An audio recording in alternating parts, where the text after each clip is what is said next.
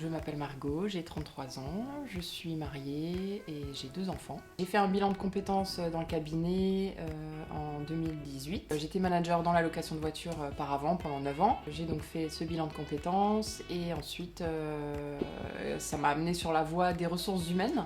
Je suis donc depuis septembre de cette année en licence gestion des ressources humaines au CNAM et en alternance dans un magasin de bricolage. Ça faisait un petit bout de temps que je tournais en rond dans mon métier, mais je savais pas du tout par où commencer. Et le déclic a été la naissance de mon premier enfant en 2017. J'ai du coup pu prendre le temps de me poser vraiment les bonnes questions, savoir ce que j'avais envie de faire, par où j'avais envie de commencer. J'ai repris mon activité suite à mon congé maternité, et à ce moment-là, j'ai décidé de commencer un bilan de compétences.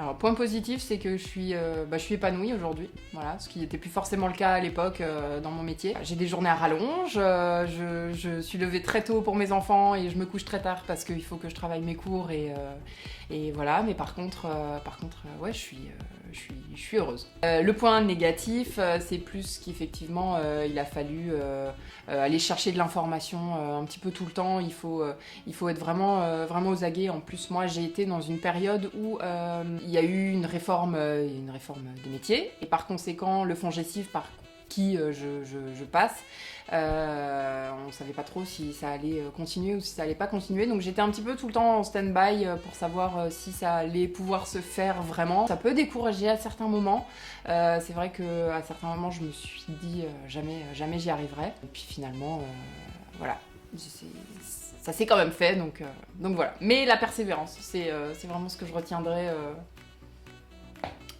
de toute cette démarche en fait. Alors le rôle du cabinet à la croisée des chemins, ça a été vraiment de m'accompagner pendant toute la durée de cette reconversion. Déjà, on fait un bilan de compétences, donc on fait un bilan sur soi-même, et c'est pas forcément simple. J'ai été souvent poussée dans mes retranchements. On a différents intervenants, on est face à différentes personnes, donc on a différents modes d'écoute, on a différents retours aussi, ce qui est hyper positif. Et pour le coup, on vous laisse pas sortir dans la nature comme ça et c'est fini. L'accompagnement, c'est vraiment du début du bilan de compétences, et voilà, et même encore aujourd'hui ça continue, on se donne des nouvelles. Posez-vous les bonnes questions avant de démarrer. Faut peser le pour, faut peser le contre, parce qu'un changement...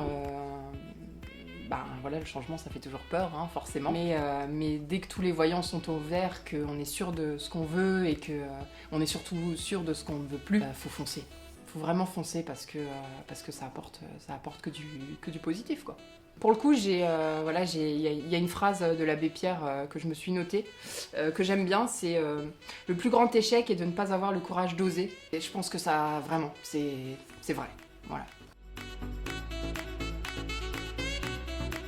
Que du positif, je suis très fatiguée, j'ai des journées à rallonge, mais oui, parce qu'aujourd'hui je suis contente de me lever pour aller travailler, pour aller en cours, pour aller à l'école, pour aller en entreprise, et vraiment j'ai